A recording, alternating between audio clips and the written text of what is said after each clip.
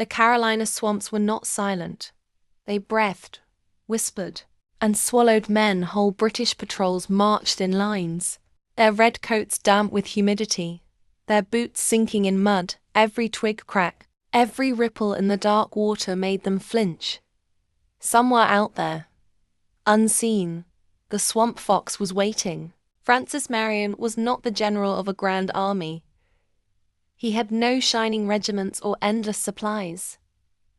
His men were farmers, freedmen, deserters, and boys barely old enough to shave.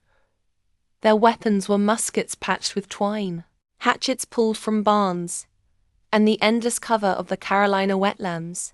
Yet, against the greatest empire in the world, these shadows in the reeds carried a weapon more powerful than gunpowder. Cunning. It was the 1780s, and the revolution hung by a thread. After years of stalemate in the north, the British shifted their gaze south, seeking to split the colonies and starve the rebellion. They took Charleston, crushed armies in the field, and believed victory was near. But in the swamps of South Carolina, a new kind of war was about to begin, one fought not in open fields, but in the tangled marshes where no empire's discipline could prevail. Here, Francis Marion emerged, striking supply lines, vanishing into mist, and forcing an empire to chase phantoms to the British. He was an irritant to his countrymen. He was hope itself, and to history, he would be remembered as the swamp fox, the ghost who refused to surrender. By the year 1780, the American Revolution was bleeding. After years of grinding war in the north, the British crown turned its attention southward, believing the Carolinas and Georgia would yield a quicker victory here. They expected loyalty. The South, after all, was filled with plantations and wealthy families whose fortunes depended on stability, trade, and ties to Britain. If the Redcoats could rally loyalists and secure the ports, the rebellion might collapse from within. In May of that year, Charleston fell, one of the richest cities in the colonies. Its capture was a devastating blow. Thousands of Continental soldiers surrendered, and with them went the last organized patriot army in the South. To many, it seemed the revolution was finished below the Mason-Dixon line. British officers boasted that the Carolinas were theirs for the taking, but they miscalculated. For every wealthy loyalist who welcomed British rule, there were backcountry farmers, hunters, and tradesmen who bristled under foreign occupation. This wasn't just a war of muskets and banners. It was a civil war, neighbor against neighbor, where vengeance cut deeper than politics. Into this fractured land stepped Francis Marion. He was no polished aristocrat, no famed general trained in Europe. Born on a modest South Carolina plantation, Marion had already fought in the French and Indian War, where he learned the hard lessons of wilderness combat: how to move silently, how to strike quickly, and how to survive when outnumbered by temperament. He was small, wiry, and quiet, but he carried the kind of resilience the revolution desperately needed. When Charleston fell, Marion refused to surrender while generals were captured or fled. He slipped away into the countryside around him, gathered a strange militia.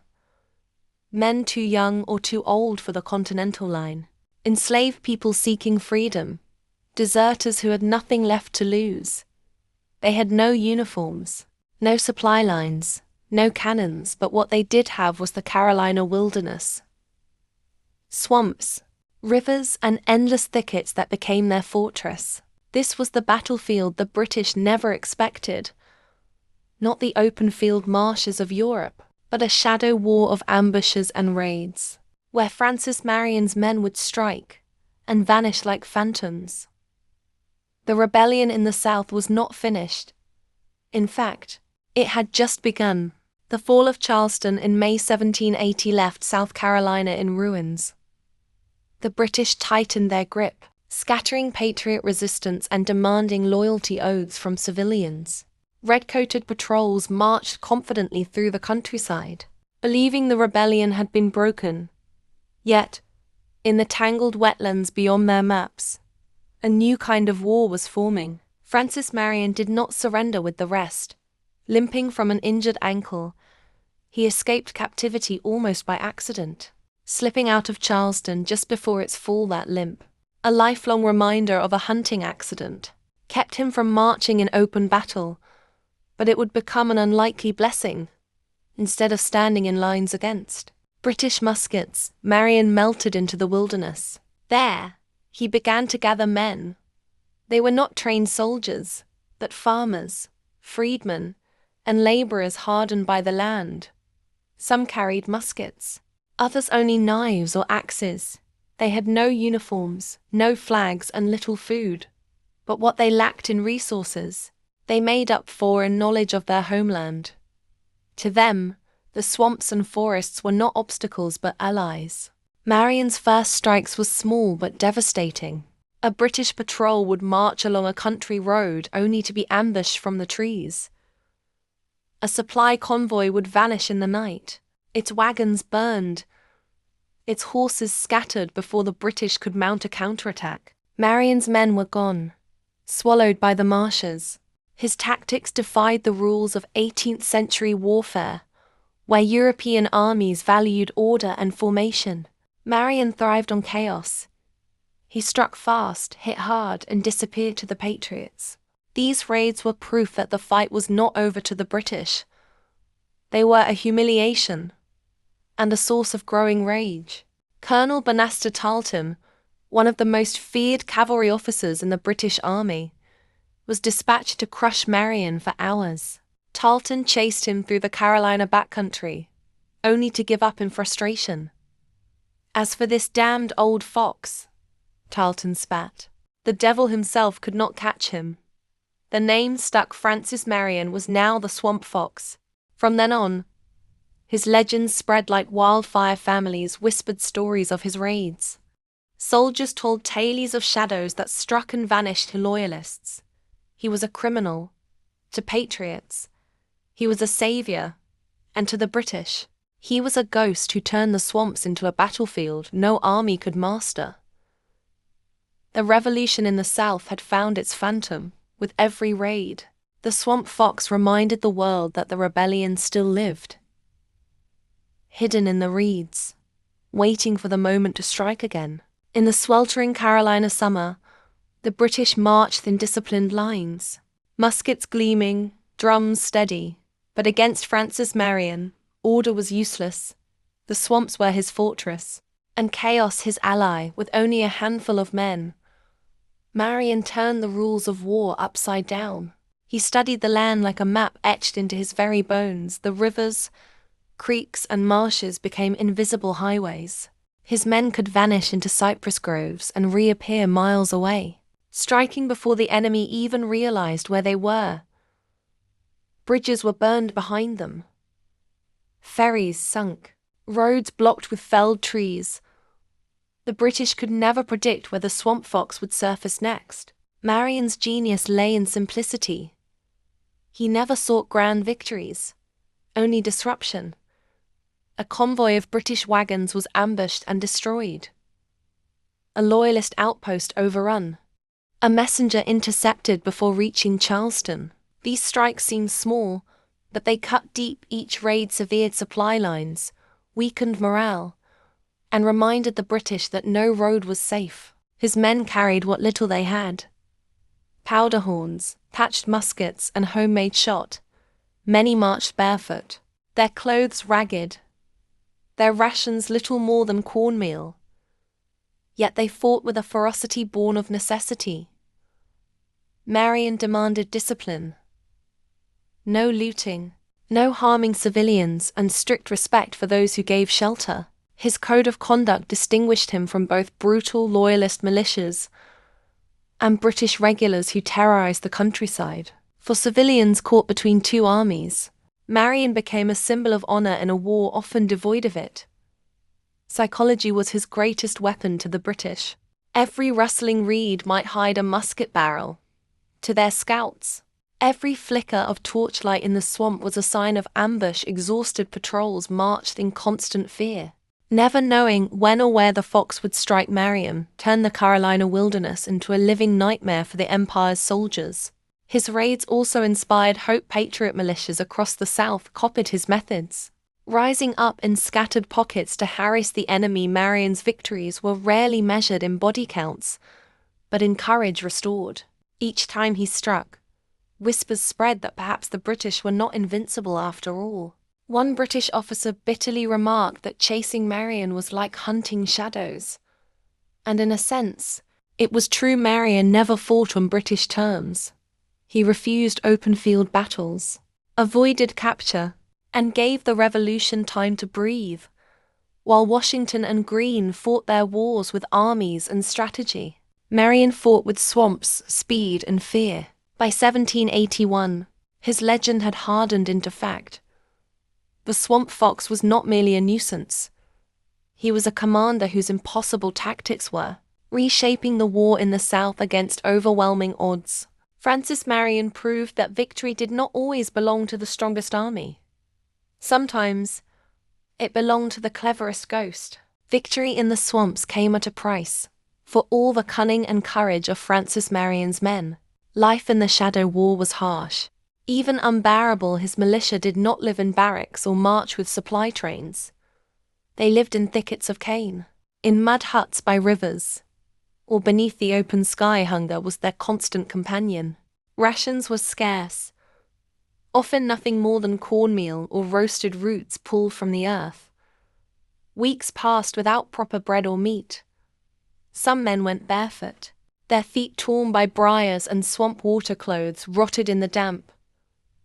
Muskets rusted, and fever stalked the camps. Malaria, dysentery, and swamp sickness spread as swiftly as musket fire.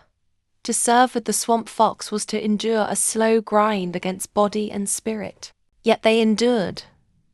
Because Marion endured, he shared their meals, their hardships, their sleepless nights. Small, wiry, and disciplined, he seemed impervious to despair. His calm presence held them together. Even when disease carried off comrades and the sound of distant gunfire reminded them how outnumbered they were, the civilian population bore its own suffering. South Carolina was a land divided. Families split between loyalist and patriot sympathies. Neighbors turning on neighbors, barns were burned, crops destroyed, and vengeance carried out in the dark. For ordinary people, there was no escape. British detachments demanded loyalty, loyalist militias punished resistance, and patriot raiders sometimes struck without mercy. The revolution in the South was not a neat war of flags and declarations. It was a civil war, brutal and personal. Marion, unlike many militia leaders, tried to impose restraint. His men were forbidden from looting or mistreating civilians. He believed the cause of liberty would wither if it was built on cruelty still. He could not protect everyone. Whole communities lived in terror, never knowing whether a knock at the door came from neighbor or enemy. Even Marion's victories carried sorrow. Behind every burned British wagon lay dead soldiers, often boys no older than his own men. Every ambush meant families somewhere grieved. Marion understood that war was not glory, but survival, and survival always demanded sacrifice. The legend of the swamp fox told of daring raids and impossible escapes, but the reality was hunger, grief, and exhaustion that pressed down on every man in his band. They fought not because it was easy, but because surrender was unthinkable. And as long as Francis Marion kept moving in the swamps, so too did the flicker of hope for a nation still fighting to be born. By 1781, the war in the South had shifted. What once seemed like certain British triumph was unraveling in the marshes and pine forests of the Carolinas. Their armies still marched with discipline. Their red coats still struck fear. But everywhere they turned, their supplies dwindled, their patrols vanished, and their men lived in constant dread of ambush. This was the work of Francis Marion and his militia, the phantom force that refused to be caught. Marion's raids were no longer isolated strikes. They were part of a larger campaign. General Nathanael Greene, sent south to salvage the patriot cause, understood the value of Marion's shadow war while Greene maneuvered his continental troops in larger battles. Marion kept the British bleeding in 1,000 smaller wounds. Together, they wove a strategy of endurance. Greene tied the enemy down. Marion starved them of strength. British convoys carrying food and ammunition rarely reached their destinations. Loyalist militias, once emboldened, hesitated to take the field for fear of disappearing into swamp ambushes. Even Tarleton's dragoons, famed for their speed, could not pin the swamp fox. The British found themselves stranded in hostile territory, unable to hold the countryside no matter how many towns they occupied. Marion also struck psychological blows. His sudden raids lit fires of hope in patriot hearts. Farmers who once hid in silence took up arms, inspired by the legend of the fox who humbled an empire. His name spread from taverns to churches, until even Washington himself knew of the Carolina partisan, whose cunning tied down thousands of British troops. The turning point came in battles where Marion's influence rippled outward. Cowpens in January 1781. Patriot forces shattered a British army under Tarleton, proof that the Redcoats were not invincible. At Guilford Courthouse 2 months later, Greene's army, though forced to retreat, bled Cornwallis so heavily that the British commander abandoned the Carolinas altogether. These victories were not won by Marion alone, but without his relentless raids, the British would never have been so weakened, so harried, so unbalanced. Still, Marion never sought glory while generals maneuvered armies. He continued his war in the shadows, cutting off convoys, scattering loyalist bands, and vanishing into the reeds. He cared little for banners or parades. His victories were measured in survival, in a rebellion kept alive when all seemed lost. By the autumn of 1781, the tide had truly turned. Cornwallis, chased and battered, dug in at Yorktown, where Washington and his French allies closed the trap. When the British surrendered there in October, it was the decisive moment of the Revolution. Yet behind that triumph lay the unheralded work of men like Francis Marion, whose impossible tactics had kept the flame of liberty burning in the darkest swamps of the South. When the guns finally fell silent and the Treaty of Paris was signed in 1783, Francis Marion returned not to triumph or wealth, but to his plantation on the Santee River. He had no taste for parades or political power. Quiet by nature, Marion slipped back into the life of a planter, marrying late in life and tending to the land he had once abandoned for war. To those who visited him, he seemed more like a humble farmer than the phantom who had defied an empire. Yet his legend was already larger than the man himself. Stories of the swamp fox raced ahead of him, spreading across the young nation. Soldiers who had served under him told of raids so swift that the British never even drew a sword. Families passed down tales of a commander who could vanish into the reeds and reappear miles away. For many, Marion became less a general than a spirit of defiance, a reminder that determination, not numbers, had won American independence. In the decades after the Revolution, his reputation only grew. Biographers painted him as a near-mythic hero, the very embodiment of frontier cunning. His shadowy campaigns became part of the lore of the South, inspiring novels, songs, and even 19th-century plays. The British had meant the name Swamp Fox as mockery, a way to belittle a man they could never catch. Instead, it became a badge of honor, carried proudly into history. In the decades after the Revolution, his reputation only grew. Biographers painted him as a near-mythic hero, the very embodiment of frontier cunning. His shadowy campaigns became part of the lore of the South, inspiring novels, songs, and even 19th-century plays. The British had meant the name Swamp Fox as mockery, a way to belittle a man they could never catch. Instead, it became a badge of honor, carried proudly into history. He died in 1795 at the age of 63, far from the swamps that had made him famous. His funeral was modest, attended by neighbors and comrades who remembered not the myth, but the man, wiry, quiet, disciplined, and unyielding. Yet history would never forget the phantom they had called the swamp fox. For in the swamps of South Carolina, Francis Marion proved that one man's impossible tactics could tip the balance of a revolution. His name endures not only as a hero of the past, but as a symbol of how cunning, courage, and perseverance can reshape the destiny of nations. The swamps of South Carolina are quiet now. The mist drifts over cypress roots. The waters ripple with the passing of herons, and the echoes of musket fire have long since faded. But if you listen closely, history still whispers there. The footsteps of men who fought not with grandeur, but with grit, and the phantom who led them. Francis Marion never commanded great armies, never marched in triumph through capital cities, and never sought glory for himself. Yet, in the darkest days of the Revolution, he became a symbol. Proof that resistance could survive even when all seemed lost.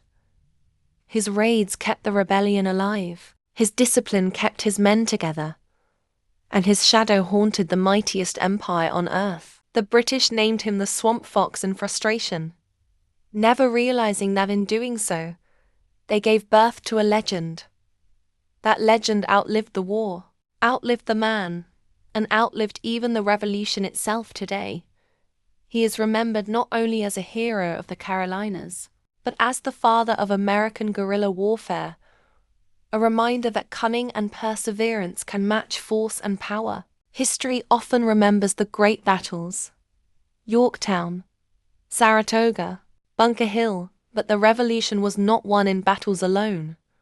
It was won in the swamps, in the forests, in the quiet endurance of men who refused to surrender.